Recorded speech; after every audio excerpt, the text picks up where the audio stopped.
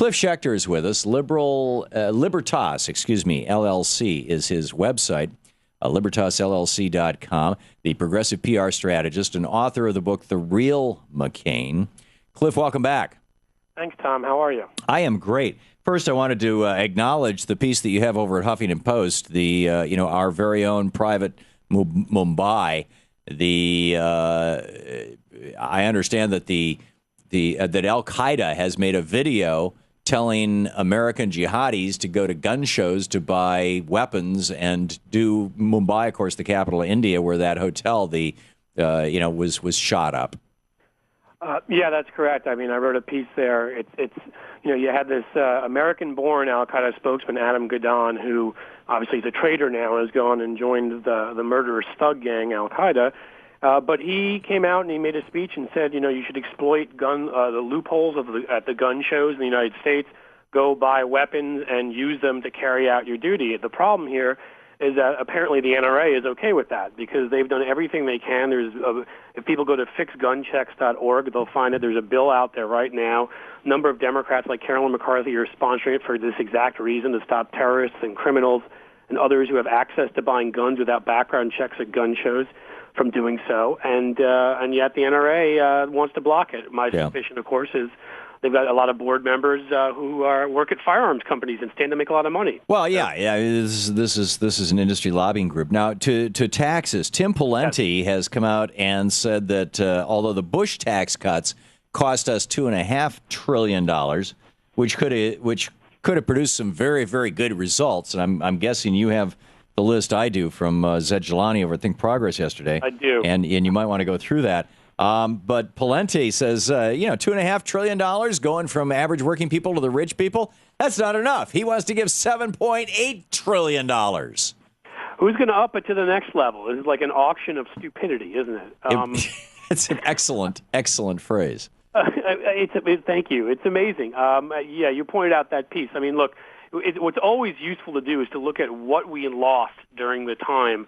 These $2.5 trillion in tax cuts over 10 years. Remember, we had a budget surplus when Bill Clinton was in office. Bill Clinton raised taxes on the top earners, and we created 23 million new jobs. Then Bush comes in and cuts taxes enormously, ridiculously, in an unnecessary way for the top earners. And, during these 10 years, 3.6 million teachers, elementary school teachers, we could have hired every year for 10 years. 3.6 million policemen and policewomen we could have hired every year. 4.2 million firefighters we could have hired every year for 10 years. 123 million low-income children who could have had health care every year for 10 years. 30 million university scholarships, and it goes on and on and on. And these are the priorities we've set, which is letting the David Kochs of the world get that extra yacht, as opposed to taking care of our society. That's what the Bush tax cuts have done to us. Well, and in fact, there's this group called Patriotic Millionaires, and they are they're people who earn over $1 million a year, which is kind of hard to wrap your head around just in and of itself. Right. I don't know what that is in a weekly paycheck. Million more than I've ever seen. Yeah, right. I promise you that. I mean, every day these guys are earning what maybe an average American would earn a year, but they're all saying raise my taxes. We need an economy that works for everybody. And they were interviewed by the Huffington Post a while back, and one guy said, what did he do with his extra million? He said he made several $1 million from the Bush tax cuts. What did he do with it? He said nothing. He said, I put it in the bank. Another guy said that he built a dance hall in his own home. So he guesses he created a few jobs, or at least he put a couple of carpenters to work. Another guy says he bought a 150-foot yacht, but it was made in Italy, so it didn't create any American jobs, although there might have been a commission for a yacht broker, I suppose. But, this is this is Tim Pawlenty's idea of what astounds me, Cliff, is that there isn't just, shock and outrage across the political spectrum. Yeah, and there should be. I mean, the dirty secret here is of course, these guys claim to care about deficits, and they obviously don't care about deficits at all. In fact, Dick Cheney himself said Reagan taught us deficits don't matter, and obviously he learned the wrong lesson from Ronald Reagan.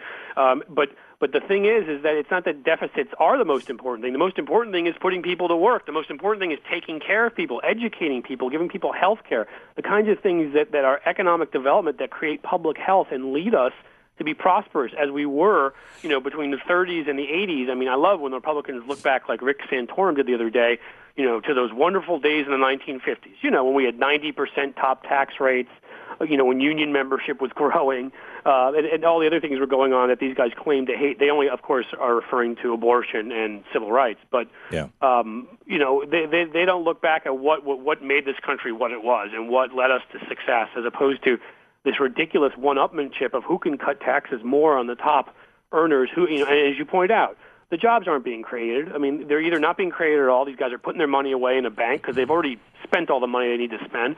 Or if they do create any jobs, they invest in a factory in China somewhere. It's not creating jobs here. If it were, Bush's economics would have actually worked brilliantly. So why is it that when these guys come on national TV in the big corporate media, and they say, "Oh, the Bush tax cuts created jobs." I heard Mark McKinnon saying this yesterday. 54 straight weeks of employment. Nobody asked how many jobs or what kind of jobs. Same thing under Clinton, frankly. I mean, all the way back to Reagan. We haven't had an actual increase in the wages of average working people since Ronald Reagan became president. And nobody calls him out on this. Well, and it's amazing because what did we start doing back then, right? We started the free trade agreements that are not free and really don't resemble trade in the intelligent meaning of that phrase. We started deregulating the big banks and large chunks of our economy. We started basically enacting the right-wing dream program cooked up over at the Heritage Foundation. And what has that done to us? It's destroyed our economy. We saw the SNL scandal wasn't enough back then. They needed to bring us more bubbles, more scandals, and that's where we are. The tax cuts need to go back on the top earners. That's where they need to go, probably further up. I say roll back the Reagan tax cuts, Cliff. I'm with you 100%. Okay. Cliff Schecter, LibertasLLC.com is the website. Cliff, the progressive PR strategist and author of The Real McCain. Thanks, Cliff. Thanks so much, Tom. Great talking to you.